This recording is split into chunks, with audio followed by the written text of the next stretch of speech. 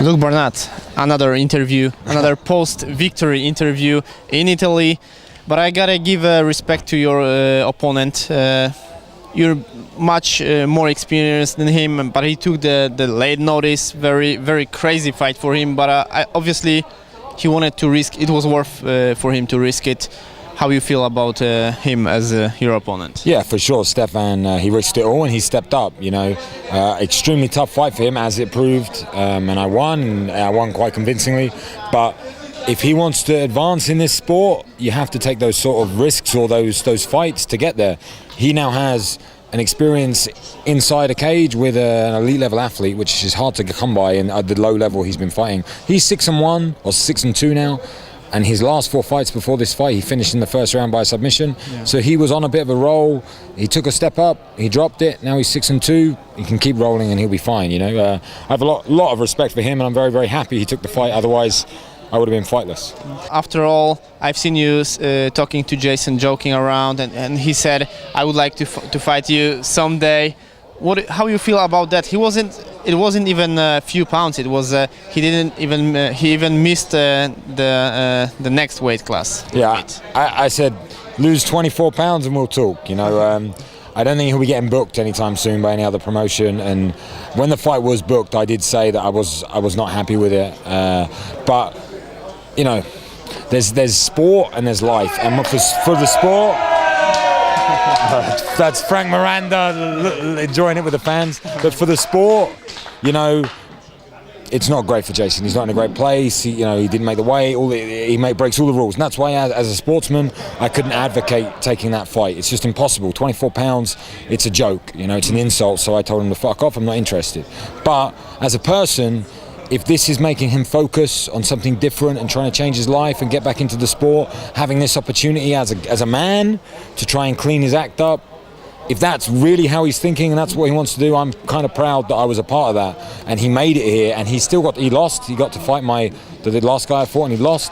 But he went to go through a training camp-ish, and he went to go through this experience, and hopefully maybe it steered him in some way to a better future, you know? You had a chance to train with Krzysztof Jotko for this fight. He's fighting in Ottawa, Canada. What do you think about his next fight?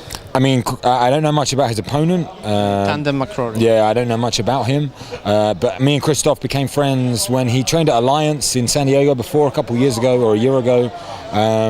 So we trained a little bit together. We weren't like that close. And then when I went over to Phuket Top Team, he was going over at the same time. So we spoke. I trained with him and his friend Lucas. I can't say his second name. Łukasz Bienkowski. Yeah, Bienkowski. And it was great for me. Great experience. He's extremely well-rounded and talented, and I think he's only getting better and better and better in talent. Definitely. Unbelievably, yeah. Like I was from the time we trained together at Alliance to the time we trained together in Thailand. He's a different animal, and I think he's just going to keep getting better and better and better. So I think I don't know much about his opponent, but whoever he's fighting in Ottawa, they're going to be in trouble. After the fight in Octagon, you were the double-sided flag, your original and the Spanish. Could you explain the meaning of it? Yeah, I've had a lot of people talk to me about this. I'm a very proud British person, you know, but I've moved to Spain, and this is a bit of a complicated subject. But I moved to Spain about 7 months ago, and I live in Malaga now with my wife and near my mum. So I live out there on the coast in the Costa del Sol, and I believe if you move to a separate country, you take on their culture. You know, you have to accept Spain. I'm not Spanish, I'm English, 100% English. But we have, in our country, in England, we have a big problem with people that come over, they live in England, and they don't accept that they live in England. They believe everywhere right now. Yeah, exactly. Immigration is a very big problem in the world right now. And I don't want to advocate that. I'm proud to be English, and I decided to move to Spain, and I'm proud to live in Spain. I tried to speak a little bit of Spanish at the end. It was quite embarrassing, but I gave it a go. But you know, that's why I have the double-sided flag, because I live in Spain. I'm British 100%, but I live in Spain, and I don't advocate people moving from country to country and not believing in the place they're from. I like the culture in Spain. I like the people in Spain, and I want that to be my future. So that's why I did it. And before I let you go, have you got any future plans for another fight? No, right now I have nothing. I have nothing booked. I'm in a lot of conversations. My contract is up with Venator, so we have to renew and we have to see what they're going to do. They've just had an amazingly huge event. I think over 1 million people watch this online. So we'll see where they're going to go with it and what names they throw out. I mean, obviously at the end of the fight. There he is.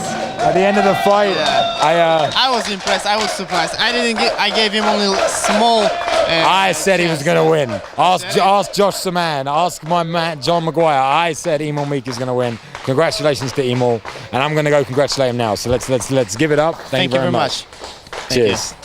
But did you contact KSW? Because I think you wrote KSW. Did you contact him? I have, but they've not got back to me. Not yet. Okay. Not yet. Good luck. Thank you.